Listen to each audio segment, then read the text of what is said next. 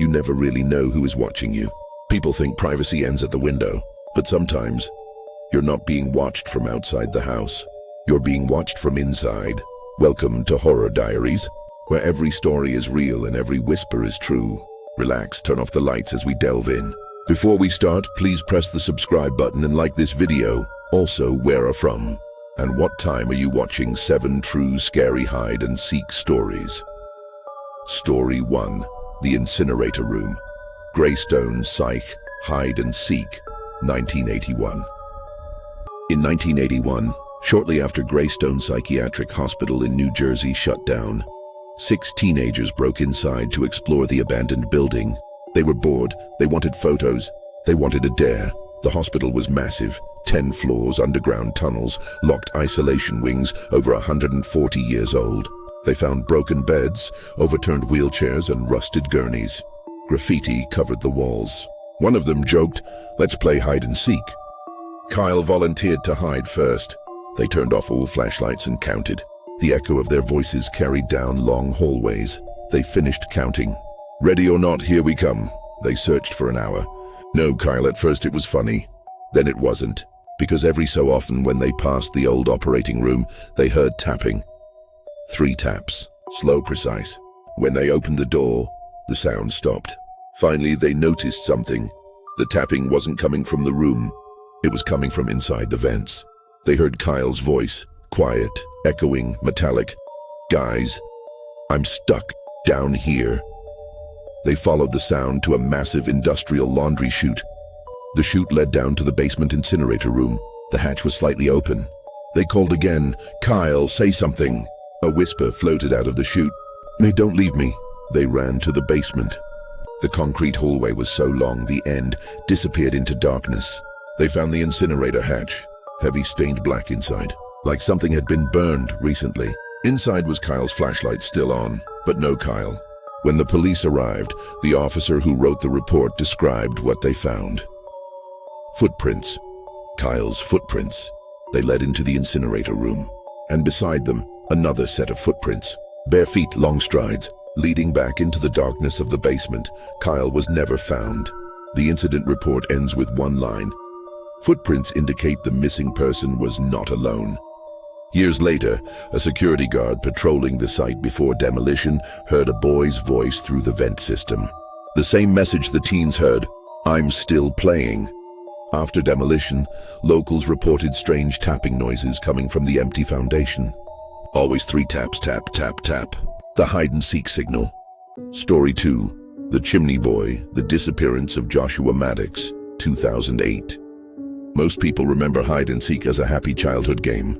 But for one 18-year-old boy from Colorado, the game ended in a way that still haunts investigators today. On a quiet morning in May of 2008 in Woodland Park, Colorado, Joshua Maddox left his home for a walk. He never came back. Joshua wasn't troubled. No enemies, no signs of wanting to run away. His family assumed he stepped out to clear his head, something he did often, and would be home later. But hours became days, days became weeks, and weeks turned into 7 years of silence. Joshua Maddox simply vanished from the earth. Years later, November 2015, a group of builders began demolishing an old, abandoned cabin deep in the woods of Woodland Park.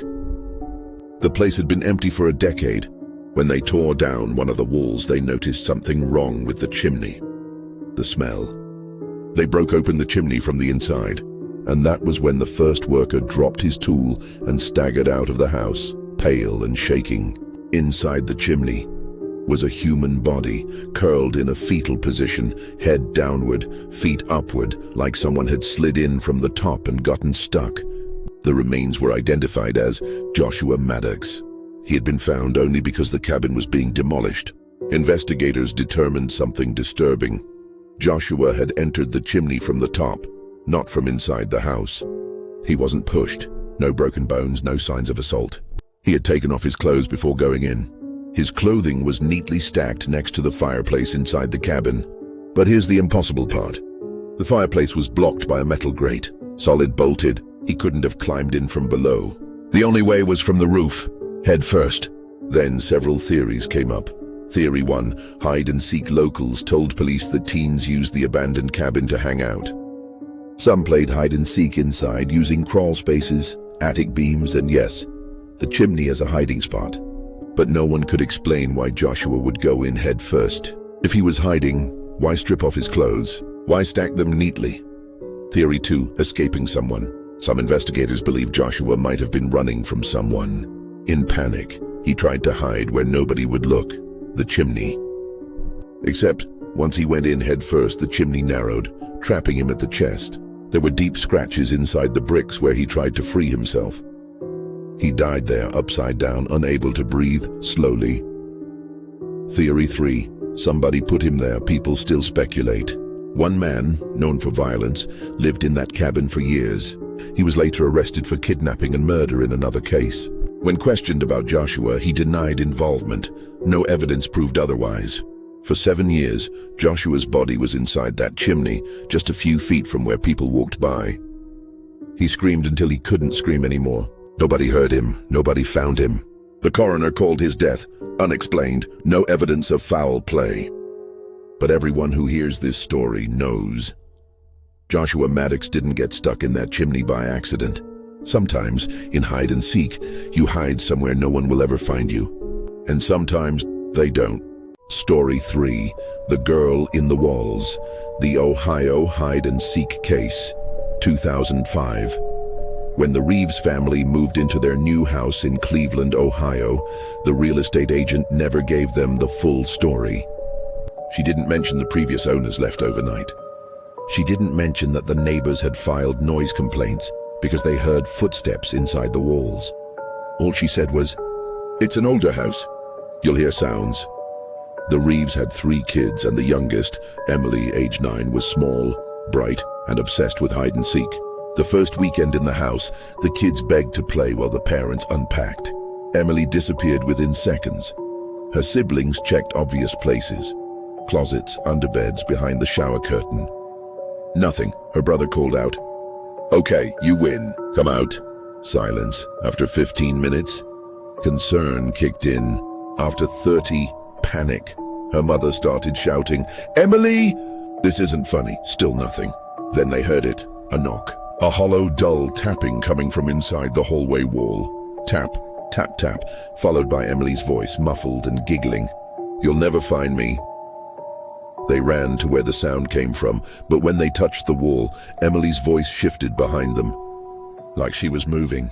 No running, no footsteps, just her voice traveling through the walls. That first day, they laughed it off. That night, things escalated. Around midnight, Emily's mom woke up to whispering through the vent beside her bed. Not words, just whispering. She went to check on the kids. Both older children were asleep. Emily's bed was empty. Her mother tore through the house and found Emily crawling out of an air vent in the laundry room floor.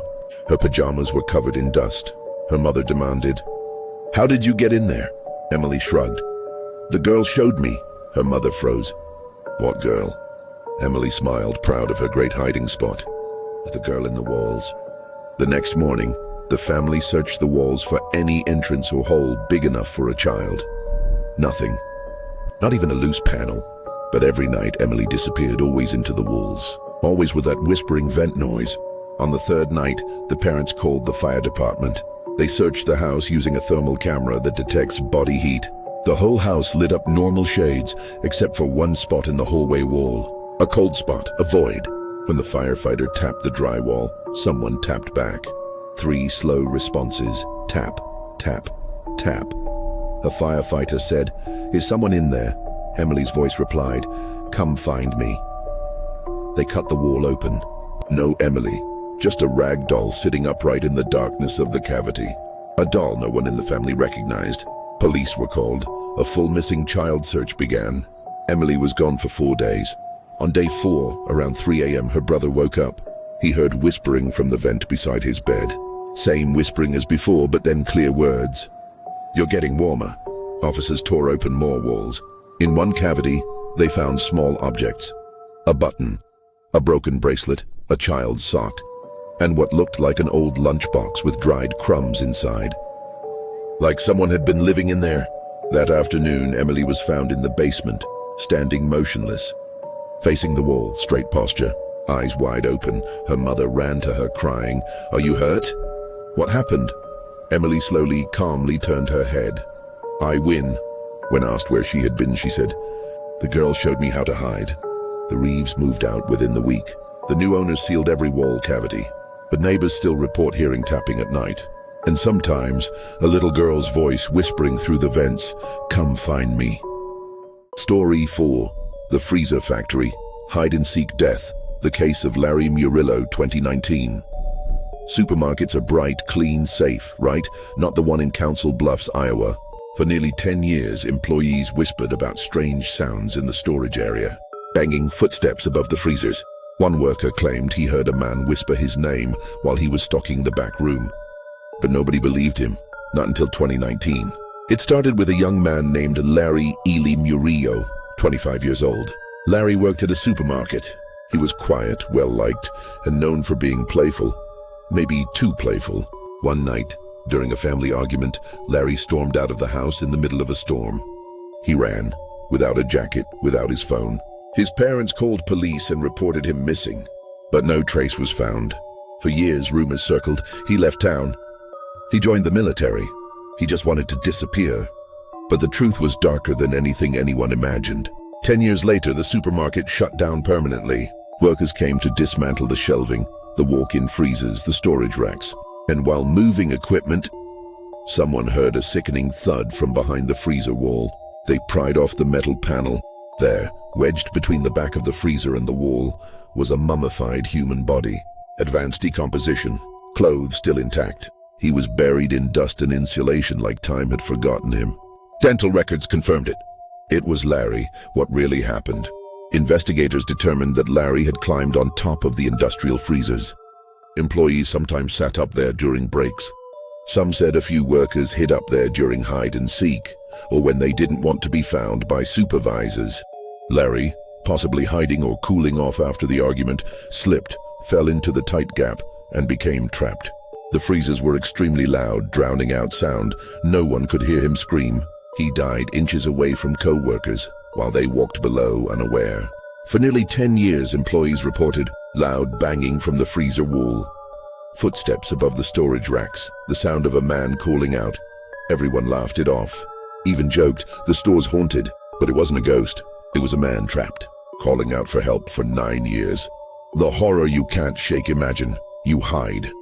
As a joke, as a moment to yourself, you slip, your arms get pinned. You try to scream, the freezer drones so loudly no one hears. The store goes on, life goes on, and you stay there, waiting to be found, but nobody ever does. Story 5, The Air Duct. The disappearance of Gabe Morales, 2005. You never forget the sound of someone calling your name from inside the walls. June 2005. The Morales family had just moved into a new house in Tucson, Arizona. Fresh paint, new furniture. Still smelled like sawdust and packing tape. Gabriel, or Gabe, as everyone called him, was 10 years old. Bright adventurous, always exploring, always climbing, always squeezing into places adults would never consider. The new house was a playground. On moving day, Gabe discovered something strange behind a closet shelf. A small metal panel, bolted and just big enough for a child to crawl through. Behind it, a dark shaft, the air duct system. Gabe smiled. To him, it wasn't a duct. It was the ultimate hiding spot. June 25th, a Saturday. The house echoed with kids laughing. Gabe's cousins were visiting, and to burn energy after pizza, they started a game of indoor hide and seek. His older cousin counted loudly. 1, 2, 3. Gabe ran. He passed the laundry room, the attic ladder, the garage. Then he remembered the panel behind the closet shelf. He slid a chair over, climbed and pried the panel away with both hands. Cool air hit his face. He crawled in and pulled the panel closed behind him. Inside, dust floated through his flashlight beam. He grinned, "No one will ever find me." And that sentence was the beginning of the horror. 10 minutes passed, 20, an hour. At first, the cousins joked, "Gabe wins." "Yeah, where is he?" Then the house fell silent. Not the good kind of silence, the bad kind. His father checked the backyard. His mother walked the neighborhood calling, "Gabriel, time to come out." Nothing. They searched closets, attic, garage, underbeds. Nothing. Midnight. Gabe's mother dialed 911 with shaking hands. "My son is missing." Police arrived within minutes. Officers searched every room. The neighborhood was canvassed. Officers knocked on doors. Dogs were brought in. Inside the house, one of the officers froze. He turned to the parent. "Do you hear that?" Everyone went quiet. From somewhere, deep inside the walls, came a faint sound. Tap, tap, tap. Not random, not mechanical. It was a pattern. Someone tapping for help. The officer pressed his ear to the wall. The tapping intensified, frantic now. Tap, tap, tap, tap, tap. They followed the sound. Down the hallway into Gabe's bedroom. To the closet. The officer removed the shelf. There sat the metal panel. But now, it was jammed from the inside. Firefighters were called. One inserted a fiber optic camera into the air duct. They lowered the microphone. "Gabe, can you hear us?" A faint, breathy whisper. "I'm stuck." Everyone froze. His voice echoed in the ductwork like a trapped animal. He was alive, but barely. The problem was the duct system wasn't horizontal, like in movies. It was vertical, long, narrow, and metal. When Gabe crawled in and shifted his weight to look downward, he slipped. The thinner part of the duct acted like a funnel, tightening around his chest and rib cage. He was pinned upright. He couldn't breathe deeply. He couldn't expand his lungs. He was suffocating slowly. Firefighters removed wall panels. They cut through drywall. The sound of saw blades echoed like panic. The duct was narrowed to 7 inches at the point where Gabe was trapped. A 10-year-old boy in with his arms pinned above his head, crying, whispering, "Please hurry." They cut from the other side. Hot sparks fell around him. Gabe tried to cough but couldn't. "It's okay," the firefighter told him. "We're going to get you out." No room to pass him water or a proper air mask on him. All they could do was cut faster. After 3 hours, they cut through the last metal layer. A firefighter reached in with both hands. "We've got him, and pull." But Gabe's body didn't move. The duct had constricted around his chest. Like a fist, another cut, another. A firefighter yelled, "Come on, come on!" With one final cut, they pulled. Gabe's body slid free, limp, unresponsive. They laid him on the carpet, dust covering his face. The paramedic checked his pulse, then shook her head. "He's gone." Gabe had died from positional asphyxiation. In other words, he suffocated while upright, inside the walls, calling for help. The duct panel was sealed permanently. Neighbors said that after the family moved out, children walking by claimed to hear tapping from inside the walls. Contractors who renovated the house years later said they heard faint knocking from the duct system. One left mid-job, refusing to return. He told the new owner, "That boy never stopped playing hide and seek." The truly terrifying part of this story isn't the death. It's the moment Gabe realized no one knew where he was. When he whispered into the dark, "You can't find me." And he was right. Story 6. The Boy in the Walls. The Daniel LaPlante Home Invasion, 1986. On a cold November night in 1986, in the small town of Townsend, Massachusetts, the Andrews family was trying to move on from tragedy. Brian Andrews, a single father, was raising his 2 daughters alone, Annie, 15, and Jessica, 8, after their mother had passed away from cancer. One night at school, Annie received a random phone call while waiting for the payphone. A boy introduced himself. "Hi, I got your number from a friend. My name is Danny." He sounded her age, friendly, awkward. They talked about school, movies, music, and normal teenage things. They talked for hours, phone call after phone call. But Danny would never meet in person. There was always an excuse. Finally, Annie insisted. "If you want to talk to me, come over." Danny agreed. They set a date and time. On the day of the meetup, Annie imagined a shy, handsome boy. When the doorbell rang, she rushed to open it. But standing on the porch was not what she expected. Instead of a teenage boy, there was someone dirty, skinny, wearing a horrible-smelling oversized jacket, hair greasy and unwashed. He smelled like mildew. The eyes were dark, black, blank. "Are you Annie?" he asked. She froze. Everything in her body screamed no. But her politeness didn't allow her to shut the door. Danny asked about her mother's death. How did she die? What did she look like in the hospital? Did the daughters miss her? Annie suddenly felt sick and asked him to leave. Danny didn't argue. He whispered, "I'll be seeing you." Annie shut the door, locked it, and tried to forget the whole bizarre encounter. That night was only the beginning. Over the next few days, strange things began happening in the house. Objects moved. Closet doors Annie swore she kept shut were found open. Food disappeared from the fridge. Brian blamed the girls. But then, the messages started appearing on the walls. Written in blood-red lipstick, "I miss her too. Why did you leave me?" "Come find me," Annie screamed. Brian ran in and scrubbed the messages off. But the notes kept appearing, sometimes while everyone was in the house. One evening, Brian returned to a horrifying sight. Furniture was overturned, kitchen drawers dumped on the floor. A message on the wall read, "I'm in your room, come and play." He searched the entire house, nothing. He grounded Annie for creating drama. But that night, when Annie and Jessica were alone, the real horror began. From inside the mother's old bedroom closet, they heard tap, tap, tap, soft at first, then faster. Jessica grabbed Annie's arm. "Annie, someone's in there." Annie opened the closet slowly. Nothing. Then, boom, boom, boom. 3 loud thumps came from inside the wall. The girls ran screaming to a neighbor's house. When Brian got home and saw the girls crying, he was furious. Enough was enough. That night, Brian decided to prove that the girls were imagining everything. He walked to the mother's old room. The room was freezing. He opened the closet. Nothing. But then he noticed something strange. Behind a rack of hanging coats was a small panel, like a crawl-space door, slightly ajar. He pulled it open. A thin figure was crouched inside the dark cavity of the wall, holding a hatchet. He turned his head slowly. It was Danny LaPlante, a 16-year-old kid from town, the same boy who'd called pretending to be another teenager. He had been living inside the Andrews walls, watching them, listening to them. He knew the layout better than the family did. The messages on the walls weren't written when they were away. They were written while the family was home. Danny lunged. Brian slammed the closet door and held it shut while screaming for the girls. They escaped to a neighbor's house and called police. When they arrived, the house was silent. Danny was gone. But inside the walls and crawl spaces, police found food wrappers, clothing holes drilled into the walls where he could watch the family. He had carved peepholes that faced Annie's bedroom mirror. He watched her change clothes. He watched them sleep. He watched them grieve. The phone calls? He had been calling from inside the house. A year later, Danny escalated. He broke into another home, took a family hostage, and committed an unthinkable crime.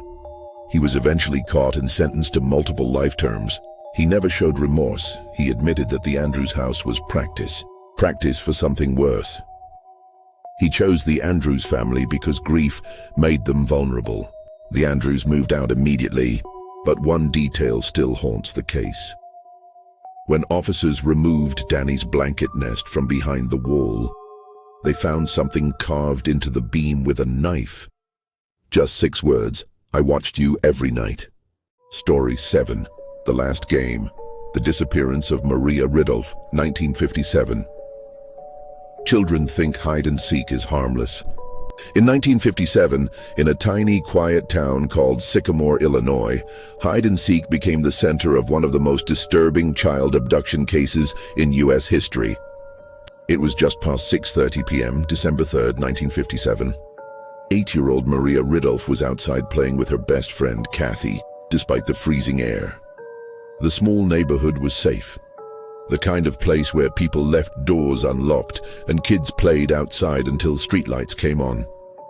Maria wore a warm coat, mittens, and a hat with a pom-pom. She laughed as her boots sank into the snow. "Let's play hide and seek," she said. Kathy agreed. Maria turned her back to the streetlight, put her hands over her eyes, and started counting. 1, 2, 3. Kathy ran toward a tree and crouched down. That's when a stranger stepped out of the shadows. He looked like he was in his late teens, handsome, neatly dressed. He smiled like he knew the children. "Hi there, my name's Johnny." Kathy shivered, not from the cold, but because something felt wrong. But Maria, always friendly, stepped closer. "I'm Maria, we're playing hide and seek." The man smiled. "Can I play too?" Kathy was uneasy. Maria didn't care. She ran toward him, giggling. "Tag me if you can." Johnny watched her with a strange intensity. Kathy whispered, "We should go home." Maria shook her head. Johnny reached out and brushed snow off Maria's coat. "Don't worry, I won't hurt you." Kathy didn't stay to listen. Fear rising in her stomach, she ran home to get gloves, leaving Maria alone with the stranger. This was the last time anyone saw Maria alive. 2 minutes, that's all it took. Kathy came back, breath fogging in the air, expecting to find Maria laughing behind a tree. Instead, she saw nothing. No footprints except Maria's and the strangers. No giggles, just silence. She called her name. Maria, Maria, nothing. She ran home, screaming. Police arrived within minutes, but the snow had already erased the tracks. Maria Ridulf vanished from a safe street during a simple game of hide-and-seek. The case exploded nationwide. Thousands of volunteers searched cornfields, barns, wells. Neighbors kept porch lights on at night, something that spread across the country as a symbol of hope. President Eisenhower, yes, the President of the United States, was briefed on the case. But there were no clues, no ransom letter, no sightings, just a little girl who vanished into the freezing night with the man who called himself Johnny. 5 months later, spring arrived.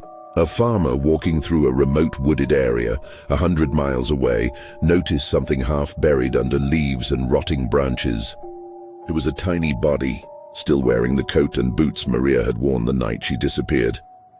Her hands were bound, her head showed signs of trauma. Maria Ridulf had not run away. She had been abducted, restrained, and murdered. The investigation went cold. Years passed. But one man in town always stood out, Jack McCullough, formerly known as John Tessier. He matched the description of Johnny. He had a history of inappropriate behavior around children. He had even tried to lie about where he was the night Maria disappeared. Still, there wasn't enough evidence. Decades passed. Jack moved away, started a new life, and everyone tried to forget. 53 years later, the case exploded again when Jack's own mother, on her deathbed, whispered to her daughter, "He did it. Jack did it." Police reopened the case. Old photos were re-evaluated. Kathy, the girl who had gone home for gloves, took one look at the old photo lineup and pointed, "That's Johnny. That's the man we saw with Maria." Jack was arrested, convicted, sent to prison. But here's where it gets darker. Jack never confessed, not once. And years later, the conviction was overturned due to insufficient evidence. To this day, no one has ever been officially proven guilty of Maria's murder. People in Sycamore say the ghost of a little girl still plays outside on winter nights. Neighbors claim to hear a child laughing, small boots crunching snow, a faint voice counting 1, 2, 3, still waiting for her turn, still waiting to be found.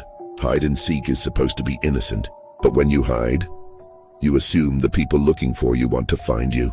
What if the person searching never intends to give you back? You watched till the end. Thanks. If you enjoy the stories, kindly drop the ones that scare you the most. And don't forget to subscribe for more true horror stories.